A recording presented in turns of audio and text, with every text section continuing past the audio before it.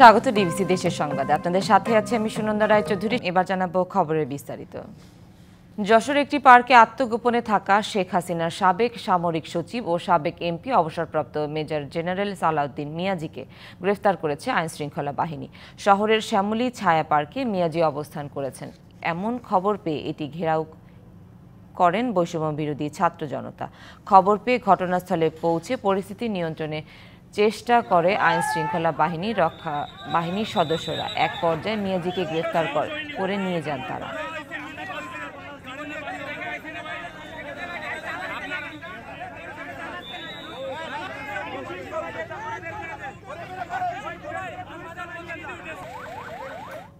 দেশের 5 জেলায় আজ সমাবেশ করবে বিএনপি। নোয়াখালী, কুষ্টিয়া, কিশোরগঞ্জ, জামালপুর ও পটুয়াখালীর সমাবেশে কেন্দ্রীয় নেতারা অংশ নেবেন। দ্রুত নির্বাচনী রোডম্যাপ ঘোষণা, আইন শৃঙ্খলা পরিস্থিতির উন্নতি, নিত্য পণ্যের দাম সহনীয় রাখাসহ নানা দাবিতে ধারাবাহিক কর্মসূচির অংশ আজকের সমাবেশ। নোয়াখালী সমাবেশে অংশ নেওয়ার কথা রয়েছে বিএনপির স্থায়ী কমিটির সদস্য আমির খসরু মাহমুদ চৌধুরীর। কুষ্টিয়ায় থাকবেন বিএনপির চেয়ারপারসনের উপদেষ্টা মিজানুর রহমান মিনু। 11 ফেব্রুয়ারি থেকে শুরু হওয়া এই কর্মসূচি চলবে 22 ফেব্রুয়ারি পর্যন্ত।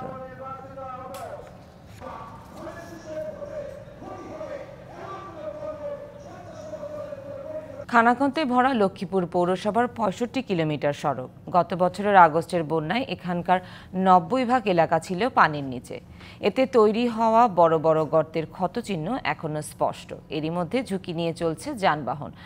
বন্ধুর সড়ক চলতে নাপিশ্বাস উঠে যাচ্ছে, ঘটছে ছোট বড় দুর্ঘটনা। এসব ক্ষতিগ্রস্ত সড়ক সংস্কারের আশ্বাস পৌর কর্তৃপক্ষের। এ দৃশ্য 28 বর্গ কিলোমিটার এলাকা বেষ্টিত লক্ষ্মীপুর পৌরসভার খানাখন্দে ভরা সড়কের। পৌরসভার 15টি ওয়ার্ডে 130 কিলোমিটার পাকা ও 35 কিলোমিটার কাঁচা রাস্তার মধ্যে গেল বন্যায় ক্ষতিগ্রস্ত হয় 65 কিলোমিটার পাকা রাস্তা। গত আগস্টের বন্যায় 90% এলাকা পানির নিচে থাকায় সৃষ্টি হয়েছে বড় বড় গর্তের। চলাচলের দুর্ভোগ যেখানে নিত্যসঙ্গী, ঘটছে দুর্ঘটনাও। বন্যা হওয়ার কারণে রাস্তাটা একদম ফুল নষ্ট হয়ে গেছে। এখন আমরা চলাফেরা করতে পারি না। এখান দিয়ে রোডে খাদা ভাঙ্গাচুরা 2001 সালে রোড এদেরকে আসো না এলাকার কাউন্সিলররাও করে ডরে না।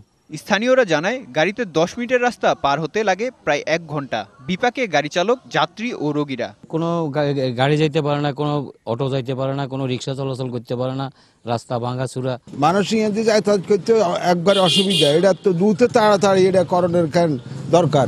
স্থানীয় সরকারের দৃষ্টি আকর্ষণ করি উনি যাতে এই সমস্ত রাস্তাগুলোর কাজ অতি দ্রুত সময় করে দেয় এবং জনজীবনে মানুষের যাতে একটু স্বস্তি আসে।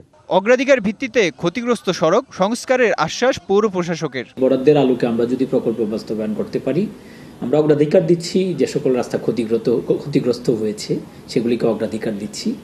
এটার আলোকে আমরা কাজ করতে পারলে নিশ্চয়ই খুব স্বল্প সময়ের মধ্যে আমরা আমাদের যে সমস্যাটি উত্তরণের সম্ভব হবে। শুধু আশ্বাস বা প্রতিশ্রুতি নয়, সড়ক সংস্কারে দ্রুতই পদক্ষেপ নেবে কর্তৃপক্ষ, এমনটাই আশা লক্ষ্মীপুর পৌরবাসীর। DBC news desk. চাঁদপুর পৌরবাসীর ভোগান্তির অপর নাম সড়ক। শহরের প্রধান 4টি সড়কই বেহাল। সড়ক সংস্কার না করায় ঘটছে দুর্ঘটনা, নষ্ট হচ্ছে গাড়ির যন্ত্রাংশ, বালু উড়ে দূষিত হচ্ছে পরিবেশ। এতে চরম ভোগান্তিতে বাসিন্দারা। দ্রুত সড়ক সংস্কারের দাবি তাদের। ধুলার আস্তরে ঢাকা চাঁদপুর পৌরসভার কুমিল্লা সড়ক, ট্রাক রোড, পুরান ঢাকার বাজার, দোকানঘর ও বঙ্গবন্ধু সড়ক। বিভিন্ন স্থানে বড় বড় গর্ত ও খানাখন্দ। বেহাল সড়কে গাড়ি চলাচল করতে যেয়ে প্রায় নষ্ট হচ্ছে যন্ত্রাংশ, ঘটছে ছোট বড় দুর্ঘটনা। সংস্কারের নামে এ পর্যন্ত বেশ কয়েকবার কাজ করা হলেও হয়নি পিচ ঢালাই। রয়েছে নিম্নমানের সামগ্রী ব্যবহারের অভিযোগও। একটা থালা একটা পুষ্কুনির মতো, যে মানে এদিক দিয়ে এলে গাড়ি অ্যাক্সিডেন্ট হয়। ঠিক আছে, অনেক গাড়ি 2-3টা গাড়ি আমাকে এদিক দিয়ে উল্টেও পড়ে গেছে। দুদিন পর টায়ার লিক হয়, তারপরে অনেক সময় এক গাড়ি আরেক গাড়ির সাথে ধাক্কা খায়। পৌরবাসী বলছেন সড়কের অতিরিক্ত ধুলাবালির কারণে দূষিত হচ্ছে পরিবেশ। বন্ধ রাখতে হচ্ছে আশেপাশের বাড়িঘরের দরজা জানালা। এই ধুলাবালুর কারণে এই এলাকাতে আমাদের থাকাটা বা বসবাস করাটা এক ধরনের কষ্টকর হয়ে পড়ছে। বাসাবাড়ি তো পুরা বালু 24 ঘন্টা, কেন এই রোডটা দিয়ে ট্রাক গাড়ি চলে বেশি। বাতাসে ধুলাবালির উপস্থিতিতে বাড়ছে জনস্বাস্থ্যের ঝুঁকি। রাস্তায় ধুলাবালুর জন্য আমাদের সাধারণ মানুষের স্বাস্থ্যের অনেক ঝুঁকি বেড়ে যেতে পারে। দীর্ঘমেয়াদী শ্বাসকষ্ট যাদের, এদের একটা প্রভাব পড়বে। এই শ্বাসকষ্টের জন্য তাকে বারবার হসপিটালে ভর্তি হওয়ার প্রয়োজন হতে পারে। সংস্কার চলছে দাবি করে 2 মাসের মধ্যে শেষ করার আশ্বাস পৌর প্রশাসকের। চাঁদপুর পৌরসভার যে প্রধান সড়কগুলো আছে সেই সড়কগুলোতে আমরা ইতিমধ্যে সংস্কারের কাজ শুরু করেছি। অবশিষ্ট যে রুটগুলো আছে সেগুলো আমরা কাজ করার জন্য কন্ট্রাক্টরকে আমরা প্রেসারের মধ্যে রেখেছি। আশা করি আগামী 1.5 থেকে 2 মাসের মধ্যে আমাদের চাঁদপুরের প্রধান সবগুলো সড়কের কাজ আশা করি শেষ হয়ে যাবে। গুণগত মান বজায় রেখে দ্রুত সড়ক সংস্কারের কাজ শেষ করার দাবি পৌরবাসীর। DBC news desk. শুটকি তৈরির ধুম কক্সবাজারে। এবছর উৎপাদনের লক্ষ্যমাত্রা 40,000 মেট্রিক টন। স্থানীয় চাহিদা মেটানোর পর এর বড় অংশ হবে রপ্তানি। কিন্তু হতাশার খবর হলো বছরে 4,000 কোটি টাকার বাণিজ্য হলেও শুটকি সংরক্ষণের জন্য জেলায় নেই কোল্ড স্টোরেজের কোনো ব্যবস্থা। কক্সবাজার শহরে নাজিরাটেক শুটকি পল্লীর মাচায় মাচায় ছুরি, লাইট্টা, ফাইসা, পোয়াসহ বিভিন্ন প্রজাতির সামুদ্রিক মাছ। ভালো মানের শুটকি পেতে আকার ও ওজন ভেদে শুকনো হবে 3 থেকে 15 দিন। অন্তত 50 বছর আগে বাকখালী নদীর মোহনা সংলগ্ন এলাকায় গড়ে ওঠা এই শুটকি পল্লী ঘিরে 30,000 শ্রমিকের জীবন জীবিকা। তারা বলছেন প্রাকৃতিক পরিবেশে শুকানো হয় বলে এখানকার শুটকির মান বেশ ভালো। আমি শ্রমিক হিসাবে 700 টাকা বেতন পাই। শুকানোর মৌসুমের কাজ খুব আলহামদুলিল্লাহ অনেক সুন্দর চলতেছে, কারণ শীতকালে মাছ ক্ষতি হয় না। আরও অন্তত 1,500-এর বেশি শুটকি মহাল কক্সবাজার সদর, কুতুবিয়া, মহেশখালী ও টেকনাফে।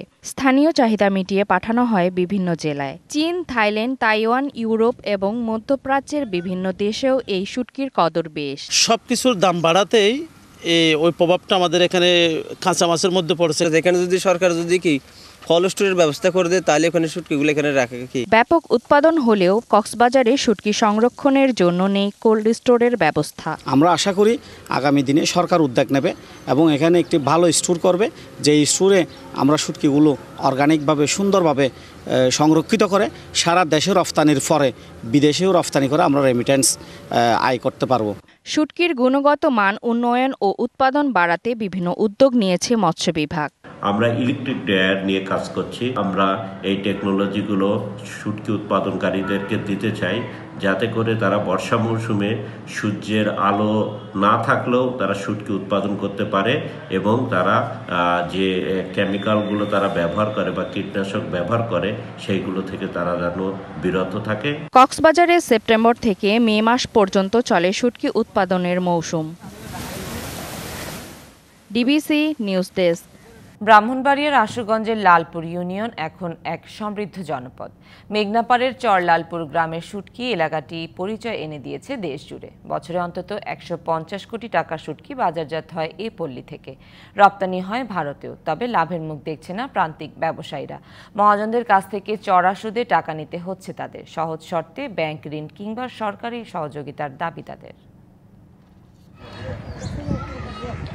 চরলাপুর গ্রামের মেঘনা নদীর পাড়ে চলছে শুটকি তৈরির কাজ। প্রতি বছর অক্টোবর থেকে মার্চ পর্যন্ত মাছ সংগ্রহ ও প্রক্রিয়াজাত করে শুকানো হয় মাচাতে। এরপরেই শুটকি মজুত করেন ব্যবসায়ীরা।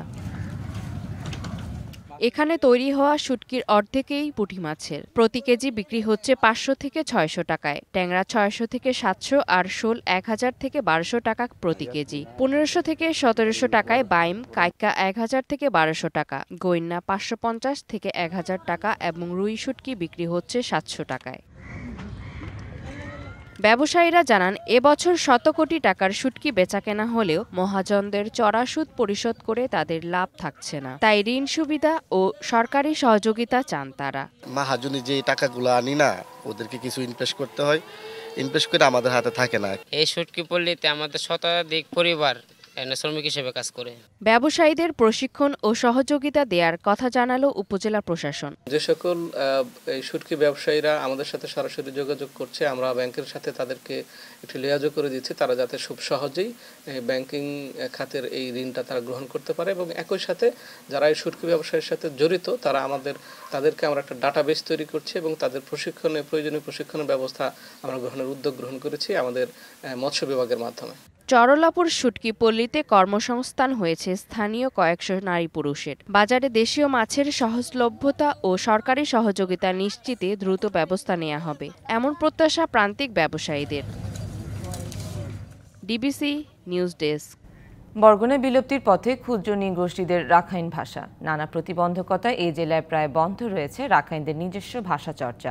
প্রাতিষ্ঠানিক রূপ না থাকায় অস্তিত্ব সংকটে এই জনগোষ্ঠীর মাতৃভাষা। তবে ভাষাটির সংরক্ষণে পদক্ষেপ নেওয়ার আশ্বাস জেলা প্রশাসনের। উপকূলীয় জেলা বরগুনার বালিয়াতলী ও তালতলী উপজেলায় কয়েক হাজার রাখাইনের বসবাস। নিজস্ব ভাষা ও সংস্কৃতি লালন করে শত বছর পার করলেও কালের বিবর্তনে রাখাইন ভাষা আজ বিলুপ্তির পথে। নিজস্ব পুস্তক থাকলেও চর্চার অভাবে আলোর মুখ দেখছে না ভাষাটি। তালতলী উপজেলার 13টি পাড়ায় রাখাইন ভাষা শিক্ষাকেন্দ্র থাকলেও বর্তমানে সেগুলোর কোনো কার্যক্রম নেই। মায়ের কাছে শেখা প্রথম বুলি ছেড়ে যখন আরেকটি ভাষায় লেখাপড়া করতে হয় তখন বিড়ম্বনায় পড়ে রাখাইন শিশুরা। মহান ভাষা আন্দোলনের মাসে নিজস্ব মাতৃভাষা রক্ষার কথা এভাবেই জানালেন রাখাইনরা। আমরা আমাদের ভাষায় বলতে পারি, লিখতে পারি না, পড়তে পারি না, কারণ আমাদের প্রতিষ্ঠান নাই। আমাদের নেক্সট জেনারেশন যারা, তারা আমাদের ভাষা লিখতে পারছে না অনেকে। কারণ হচ্ছে গিয়ে আমাদের এখানে কোনো ভাষার শিক্ষার কেন্দ্র নেই। এখনই উদ্যোগ নেওয়া উচিত সরকারের, যদি না হলে আমাদের ভাষা বিলুপ্ত হয়ে যায়। রাখাইন শিশুরা এই ভাষায় কথা বলতে পারলেও ব্যাকরণ না শেখার কারণে ভাষাগত জ্ঞান অর্জন করতে পারছেন না। ভাষাটি রক্ষায় প্রাতিষ্ঠানিক উদ্যোগ নেওয়ার দাবি স্থানীয় রাখাইনদের। বিভিন্ন দিক থেকে আমাদের সাংস্কৃতিকগুলা আর সব কিছুটি একেবারে বিলীন হয়ে গেছে। প্রাথমিক থেকে ক্লাস 5 পর্যন্ত যদি সরকার যদি এটা হাতে নিতে, তাইলে আমাদের এই যে ভাষাটা বিলুপ্ত হবে না। এদিকে রাখাইন ভাষা ও ঐতিহ্য সংরক্ষণে বিভিন্ন পদক্ষেপ নেওয়ার কথা জানায় জেলা প্রশাসন। আমরা ইতিমধ্যে উপজেলা নির্বাহী অফিসার বরাবর পত্র প্রেরণ করেছি। 60% জমি বন্দোবস্ত দেওয়া হলে কালচারাল সেন্টার তৈরি করা হবে এবং কালচারাল সেন্টার তৈরি করা হলে অবশ্যই রাখাইনদের ভাষা সংস্কৃতি এটা স্থায়ীভাবে সংরক্ষণের একটি উদ্যোগ হবে বলে আমি মনে করি। 2015 সালে বিশেষ প্রকল্পের অধীনে বরগুনার তালতলীতে রাখাইন মাতৃভাষা শিক্ষার একটি কর্মসূচি চালু হলেও 2 বছরের মাথায় তা বন্ধ হয়ে যায়। ফলে মুখ থুবড়ে পড়ে রাখাইন মাতৃভাষা শিক্ষা কার্যক্রম। DBC news desk. ডিবিসি দেশের সংবাদ এই ছিল এখনকার মতো। ডিবিসি নিউজের সংবাদগুলো পড়তে ভিজিট করুন dbcnews.tv আর ভিজিট করুন ডিবিসি নিউজের ফেসবুক পেজ এবং ইউটিউব চ্যানেল। সাথেই থাকুন।